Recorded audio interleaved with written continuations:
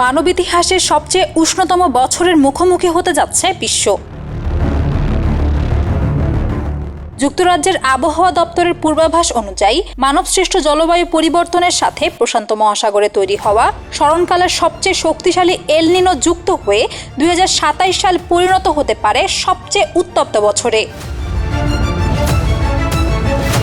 প্রশান্ত মহাসাগরের বিষুবরেখা অঞ্চলীয় পানির তাপমাত্রা স্বাভাবিকের চেয়ে ইতিমধ্যে 2 ডিগ্রি সেলসিয়াস অতিক্রম করেছে, যা বছর শেষ নাগাদ 3 ডিগ্রি ছাড়িয়ে যাওয়ার শঙ্কা রয়েছে।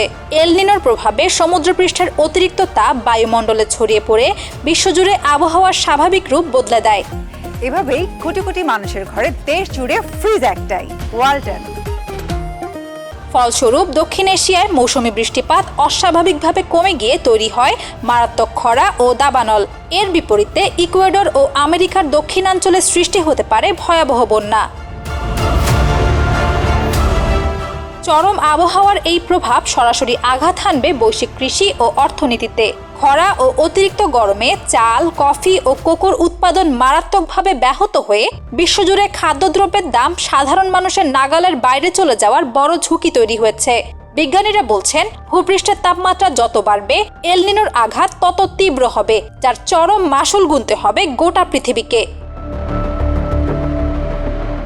জোবায়দা জয়া, নিউজ ডেস্ক, প্রতিফলন।